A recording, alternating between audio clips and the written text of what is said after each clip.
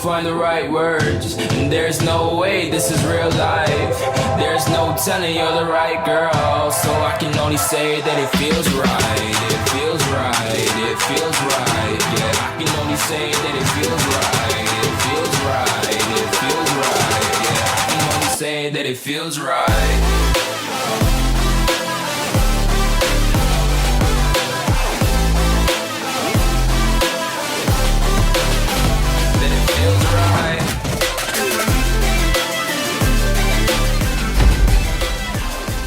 Hey guys, what's going on? It's Dan here, back again with another Versus episode. Today we're testing out these three sports cars to find out which is the best.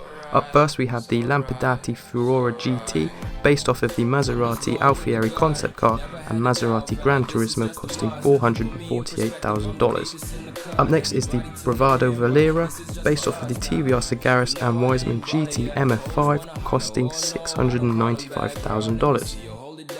And last but not least is the Grotti Bestia GTS, based off of the Ferrari FF and Alfa Romeo Giulietta, costing $610,000. When judging the appearance of any vehicles that are designed to look good on this game, it's never going to be easy. However, with these vehicles, it was especially difficult, as each one follows a different design style. The Bestia takes most of its design from a Ferrari FF, a car that most people would refer to as a shooting brake. As it's a good looking car in real life, so is the Bestia. However, its only downfall is that the rear is based off of Alfa Romeo Giulietta rather than a Ferrari FF, and that combination with the rest of the Ferrari FF causes it to look slightly odd at the rear only. The Bravado is more like a classic light and sports car style, as it is based on the front end of a TVR Sagaris with the back end of a Wiseman GT MF5. Problem with this design though is that the two original cars in real life are arguably not very good looking anyway, so the combination of the two was never going to look great either. So that's why the Verlierer loses our scorecard for appearance. So the winner is the Furore GT.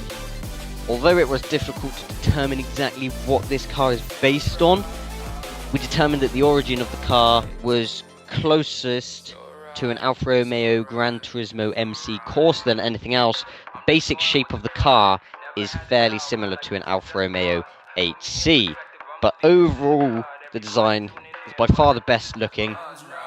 It follows more of a Gran Tourer style than the other two cars, which is always going to be a better looking car than a shoot and brake or you just stripped out sports car.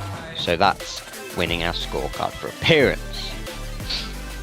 However, when we come to sound, the loser on appearance wins our scorecard here. The Verlierer has by far the most distinctive sound of the three. It's the loudest, it's the most aggressive, and it has an awesome downshift crackle. It's very similar to the Corchetti Blackfin, which we also very much like.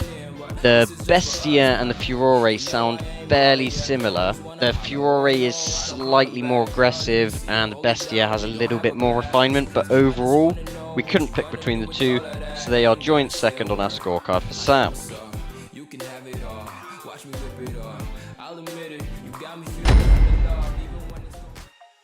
So the first issue to mention with track times is that the Furore is the only car that cannot have a wing modification, and therefore it doesn't get that additional traction benefit. However, it is still a really quick car considering, but it's just not going to be anywhere near the other two simply based off of that. The Verlierer can have a wing, which gives it a little bit more traction, but overall it just lacks traction too much over the Bestia to keep up to it.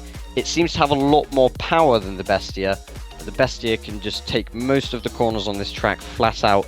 It's got a really sophisticated four-wheel drive system, and it's actually one of the best handling cars on the game, which is a perfect compromise for the lack of power in a straight line.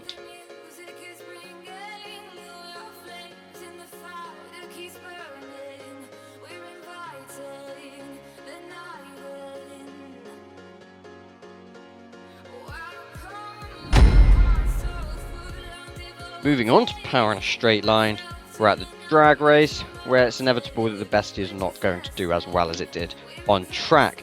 The Verlierer is again easily the most powerful car in a straight line, and in fact the Furore does feel just a tiny bit ahead of the Bestia in a straight line, and so the Bestia in fact loses the drag race, whereas it previously won track times.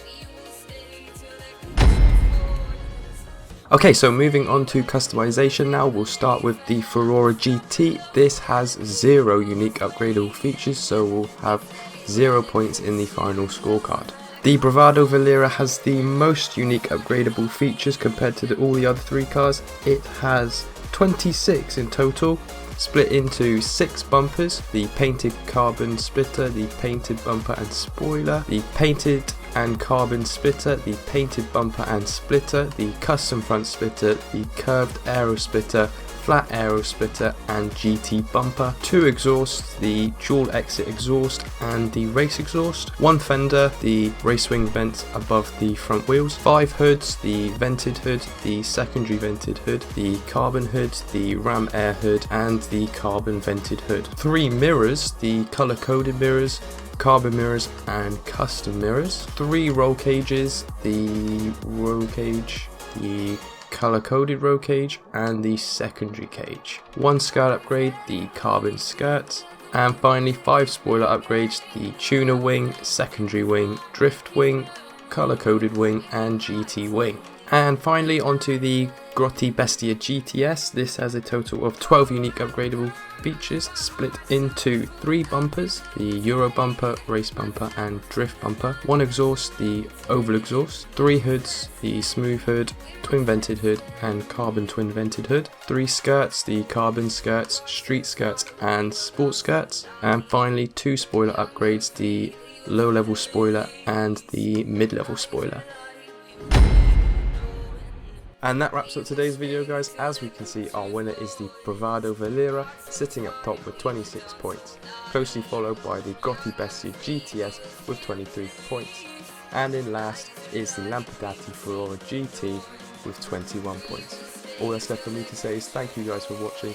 Let us know what your favourite car is down in the comment section below. And that's it for me today. Thank you guys for watching, and I'll see you next time.